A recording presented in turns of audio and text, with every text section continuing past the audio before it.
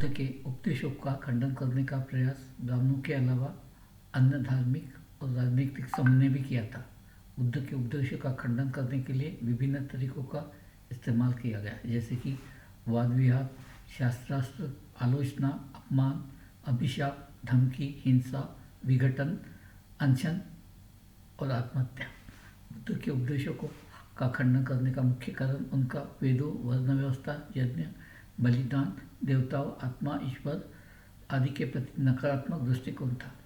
बुद्ध ने इन सबको अनित्य, अनात्म, अशुभ, अशांति, दुख, अज्ञान, तृष्णा, उपादान, भाव, जन्म मरण के चक्र का हिस्सा बताया था।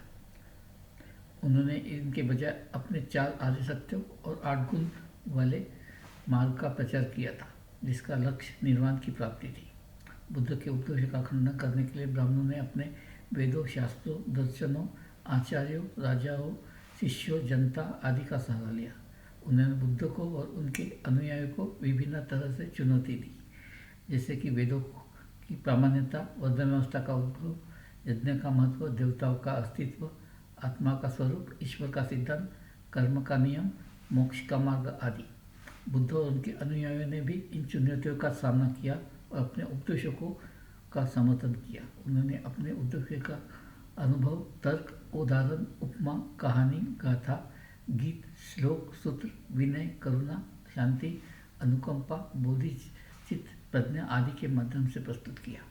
इस प्रकार यह कहना मुश्किल है कि ब्राह्मणों ने बुद्ध के उपदेशों का खंडन कर पाए या नहीं, क्योंकि इसका उत्तर निर्भर करता है कि आप किस धार्मिक, दार्शनिक, ऐतिहासिक, सांस्कृतिक और राजनीतिक दृष्टिकोण से इसे देखते हैं।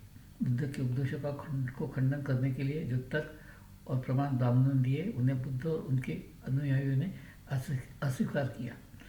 इसी तरह बुद्ध के ऊपर यह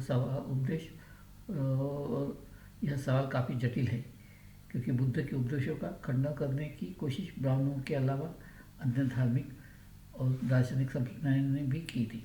बुद्ध के उपदेशों का खंडन करने के लिए विभिन्न तर्क, आलोचना, विरोध और विवाद उठाए गए, जिनमें से कुछ निम्नलिखित है। बुद्ध के उपदेशों को वेद विरोधी, नास्तिक, श्रमण, अनैतिक, अवैधिक और अविज्ञानवादी माना गया। बुद्ध ने वेदों की प्रामाण्यता, ब्राह्मणों की वर्ण व्यवस्था, यज्ञ कर्म, देवता पूजा, आत्मा परमात्मा, ईश्वर, सृष्टि, प्रलय आदि को अस्वीकार किया था।